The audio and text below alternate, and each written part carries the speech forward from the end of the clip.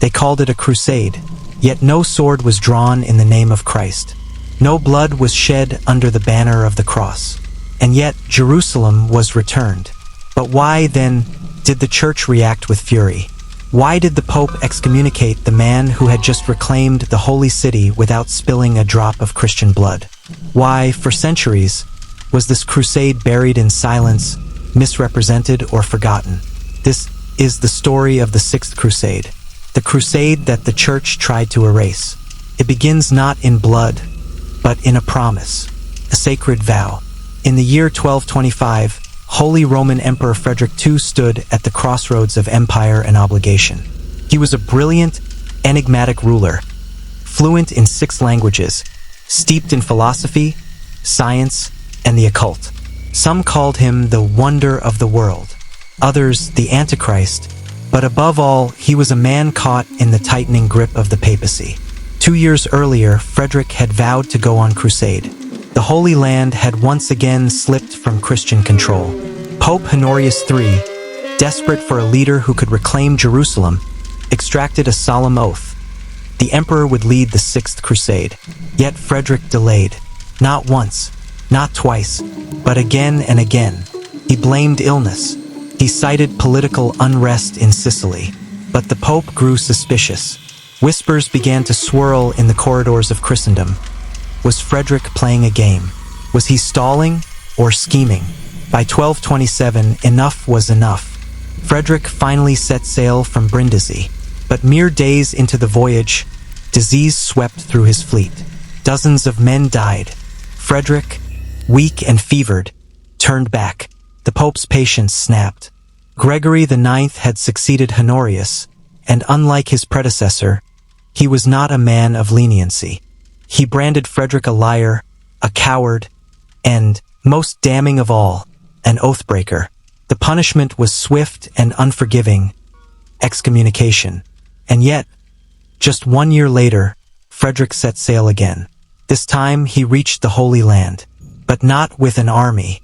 No banners, no war cries, no thunder of cavalry on desert sands. Frederick arrived in Acre with a skeleton force, too small to conquer anything.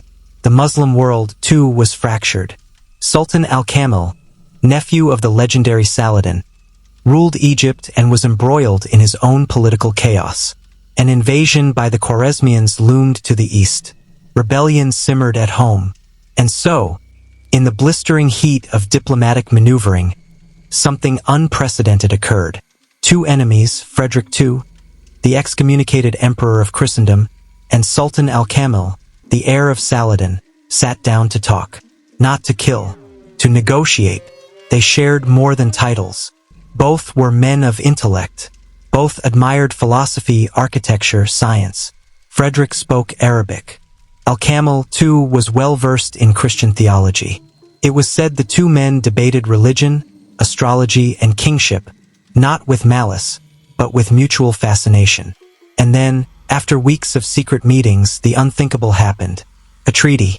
On February 18, 1229, Jerusalem was returned to the Christians. No battle, no siege, no massacre, just a signature. Under the terms of the agreement, Frederick would take control of Jerusalem, Bethlehem, and Nazareth. The Muslims would retain control of the Temple Mount and the Dome of the Rock, which remained off-limits to Christians. It was, by medieval standards, a miracle of diplomacy. But not everyone saw it that way. Frederick entered Jerusalem not as a triumphant liberator, but as a man cursed by the church.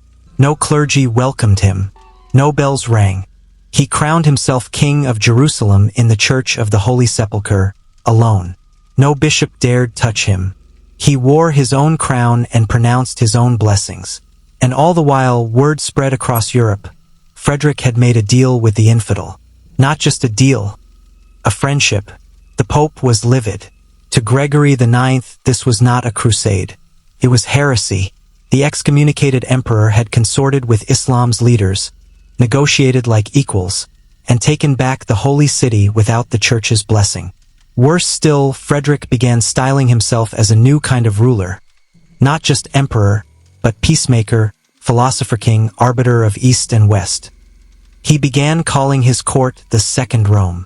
He funded translations of Arabic texts, promoted religious tolerance, and surrounded himself with Muslim scholars, Jewish astronomers, Christian monks, and mystics. The church watched in horror as a new model of power emerged, one that did not rely on the Pope. And so they tried to erase him. The Sixth Crusade, despite its success, was branded a failure. In sermons, Frederick was vilified as arrogant, heretical, and dangerous. Chronicles downplayed the victory, emphasizing his excommunication, his pride, and his irreverence. Even the annals of Crusade history often skip from the Fifth Crusade to the Seventh, leaving the Sixth a historical ghost. The irony is staggering. This was the only crusade that achieved its goal, Jerusalem, without a single battle.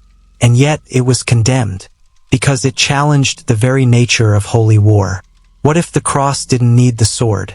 What if peace could reclaim a city more effectively than blood? What if diplomacy, not death, was the true miracle? These questions threatened the foundation of Crusader ideology. If Frederick's method succeeded, what did that say about the previous crusades? And the rivers of blood they spilled? What did it say about the authority of the Pope, who had been bypassed? What did it say about the church itself? So they buried it. But history has a way of clawing back what's been hidden.